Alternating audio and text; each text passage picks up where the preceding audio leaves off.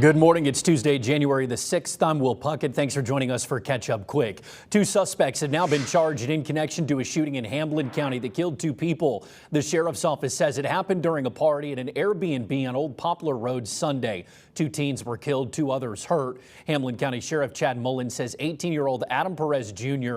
and 19-year-old Talon Trevathan are in custody facing charges, including second-degree murder. They're both being held without bond at the Hamlin County Jail. They are scheduled to be arraigned today.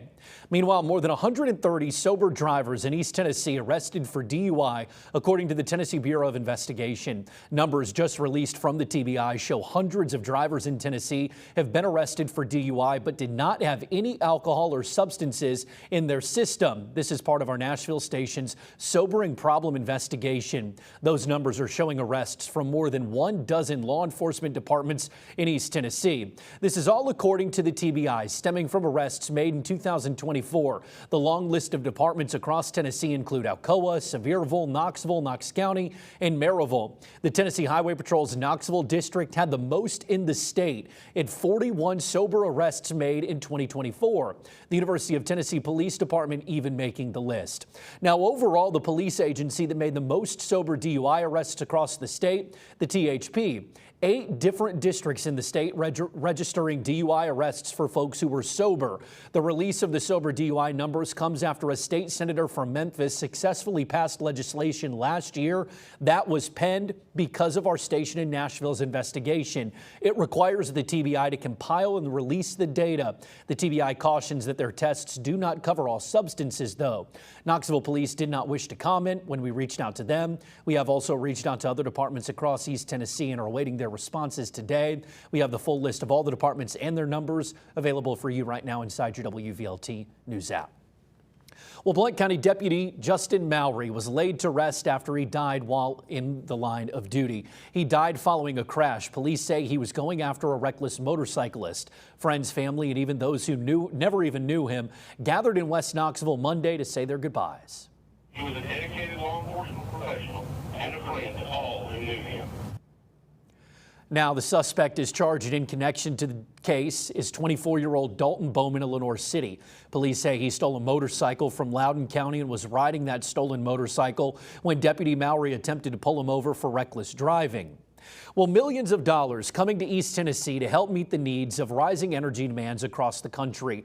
Orano Federal Services and American Centrifuge Operating will receive $900 million apiece from the Department of Energy. Both companies have facilities in Oak Ridge, and the money is set to go towards expanding our nation's uranium capacity. Officials say this investment will create new jobs and strengthen American security. A convicted felon will be spending nearly 60 years behind bars. This after pleading guilty to drug and gun charges. In 2020, police say they tried to stop Dontarian Taylor after an officer heard gunshots and saw a muzzle flash coming from his car. Officers chasing Taylor until he crashed. They say they found heroin and a rifle in the car. Taylor was supposed to be in court after making bond but never showed up. When officers arrested him, they found him with another gun and cocaine. Taylor is set to serve 58 years in prison. The severe flu season has taken a hold and is causing worry as many of us head back to work and school following the holiday break. The latest report from the CDC is showing flu cases have surged over the holidays in Tennessee. Here's a look at the newest flu map out from the CDC. 45 states are reporting high or very high flu activity. That's up from 30 states the week before. This is from the week ending in December 27th of last year. As you can see, Tennessee in the purple for very high flu activity, Kentucky in the dark red. Around Thanksgiving, our state was green for what's considered low transmission. Now, there have been at least 11 million illnesses in the country, 120,000 hospitalizations, and 5,000 people have died so far this season. That includes 9 kids. CBS News medical contributor Dr. Celine Gounder says lower flu vaccination rates may be also driving the difficult season. See a big drop in people getting vaccinated, it means that there's less population immunity and the virus can spread more rapidly.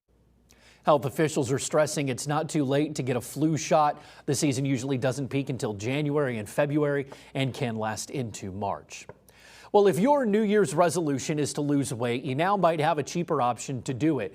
Drug maker Novo Nordisk announcing it's making its weight loss drug Wegovy available as a pill and for less than $150 a month. That program is for the starter dose of the popular drug. The company says higher strengths will also be available in pill form at different price points by the end of the week. The new starter dose deal is for patients who can pay cash. It was set up through a deal with the company made with the Trump administration. WVLT is always proud to be your official station of the Vols, and the basketball Vols looking to pick up their first SEC win tonight as they host the Texas Longhorns after their road loss to Arkansas Saturday. While Tennessee has an experienced roster, there are plenty of new faces on this year's team, including Ethan Berg. He says the effort the Vols played with against Arkansas simply cannot continue. This program obviously has its standards, so we gotta live up to it. We gotta live up to it. We cannot be not physical and not tough, and we gotta have that Tennessee identity that previous teams had. We have a responsibility to do it, so we have to. Yeah, it's a late tip-off, 9 o'clock at the Food City Center. You can catch it on ESPN2. And now, your first alert forecast with meteorologist Belle Oliver. Well, we're starting off our Tuesday with a lot of that heavy cloud coverage heading out early this morning. Notice all those clouds extending from here in East Tennessee and pretty much all across the southeast this morning. We're going to hold on to the clouds for pretty much the majority of today. Cloudy scene across downtown Knoxville. The camera was shaking just a few minutes ago because of those strong winds, and we are still looking for breezy conditions to continue for today. Notice clouds locked in, temperatures into the 50s. We could see a stray afternoon shower, pretty much a sprinkle looking towards later on this afternoon. Temperatures into the upper 50s, low 60s with a mostly cloudy sky. We'll continue with the clouds heading throughout the rest of Tuesday and even starting out on our Wednesday morning. And I mentioned those breezy conditions possible. Southwest winds really going to be kicking today, coming up from, again, southwest, 28 possible, possibly up to 30 in some spots throughout the rest of the morning, and that will continue even into later on this afternoon and evening. I'm hopeful that the winds calm down heading into tomorrow morning. Now, the main big thing we're tracking this week is going to be that next rain chance pushing into Friday, mostly looking towards the afternoon hours into the evening, and then a few of those showers holding into your Saturday morning. So notice by Thursday, a few spotty showers are possible. The clouds are turned with us, and then more of the rain chance will begin to pick up. This is all thanks to a cold front that is going to be on the way, pushing in Friday and Saturday. So widespread rain conditions possible, especially by Friday night. This is looking at 7 o'clock. Again, we're still a few days away from this, but we are looking for a very rainy Friday evening. A good soaking of rain possible, which is really good. We actually need this rain since a lot of us are in a drought. Rain continues going into your Saturday morning. That will continue into the afternoon. I'm hopeful a lot of this rain will clear out, especially Saturday night, and definitely looking to be clear for the second half of your weekend on Sunday. This is new information. We have been placed in that slight risk and marginal risk for rainfall. This is kind of looking at a flooding risk with some of these rain showers, especially if some of them take a while to move through with that system. So just be ready for a lot of rain to fall Friday into Saturday. Model data looking around 2, possibly up to 3 inches in some of those spots where there's the heavier downpours. Now, for the rest of the day, 60s, we start to see that warming trend, middle 60s heading into tomorrow. We will see more sunshine heading into tomorrow afternoon, but the clouds quickly return Thursday heading into Friday and Saturday as the rain picks up. Next week, cooler conditions return, 40s and 50s with some more sunshine too. A lot of rain, Belle, but we need it. All right, appreciate it. Well, thousands of children in East Tennessee could lose in-network insurance coverage if a deal is not reached soon.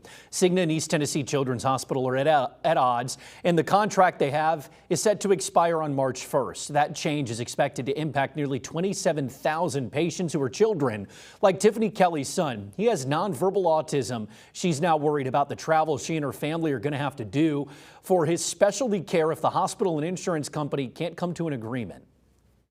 It would require taking off work, finding childcare for our youngest, and then if they have an appointment. So now you're at the place where is Children's going to be bombarded with appointments for the next 2 months before Cigna and then kind of separate ways. Does Vanderbilt or Cincinnati or anywhere else have an appointment? And can we get in? Vanderbilt in Nashville or Cincinnati Children's Hospital in Ohio are the only other two children's hospitals that are seemingly easier to get to from East Tennessee. Now, in a statement WVLT received from Cigna, they say that the Children's Hospital is higher in costs than other local hospitals. They also say that the Children's Hospital is the one threatening to leave the contract. Meanwhile, East Tennessee Children's Hospital said in a statement to WVLT News that after 30 years of a partnership between the two, that they are shocked and disappointed by Cigna's decision to end the contract. Well, the Centers for Disease Control and Prevention have announced Monday the updated childhood immunization schedule to recommend fewer vaccines. Under the new guidelines, the CDC will continue to recommend vaccines for 10 diseases, including measles, mumps, rubella, and chickenpox. Other vaccines will be recommended for high-risk groups, and immunizations for certain diseases, such as the flu and rotavirus, will now fall under shared decision-making between parents and healthcare providers. Health and Human Services officials saying insurance providers will continue to cover the cost of the vaccines, no matter which category they are in. A monkey captured by police in East Tennessee after it got into a musical instrument store and did some pretty big damage. The Morristown Police Department says it happened at Trade Center on South Cumberland Street. They say they received calls that a monkey had gotten inside. This is video from a viewer named Jordan showing police capturing the monkey Sunday night in Morristown. Now, we did reach out to the business. They say everything was cleaned up and it's now back to business as normal. The monkey, meanwhile, has been returned to its owners. Well, one of Pigeon Forge's newest hotels has won a national award. Compass Hotel by Margaritaville opened in November of 2024 and was named Best New Hotel by USA Today's 10 Best. The other hotels it beat for the award include Universal Helios Grand Hotel in Florida, French Coast Motel in Wisconsin, Hotel Solaire in Ohio, and the Wild Birch Hotel in Alaska. Well, a dirty soda. It's a popular shop that expanded in East Tennessee or is expanding even further. Swig is preparing to open a location in the Buffalo Creek Plaza on North Charles G. Severe's Boulevard, this one in Clinton. The location will be the fourth in East Tennessee, joining ones already open in Oak Ridge, Maryville, and Knoxville. Additionally, a location is also being planned for in Johnson City. Swig is a national chain that offers dirty sodas, which offers folks the ability to combine sodas and flavors, customized mix of fruits, purees, and creams. Made popular by Mormon wives, if you've ever seen that show. Well, another new restaurant coming to West Knoxville. City records show that Hawaiian Brothers Island Grill is being built in the Bearden area, just near us right here along Paper Mill. It's right next to the Dutch Brothers and Brasirio's Brazilian Steakhouse, if that's familiar to you. The restaurant known for dishes like huli huli chicken, teriyaki, and spam musubi. The permit form requests permission for a light-up sign, likely in line with other fast food joints or quick service restaurants' signage.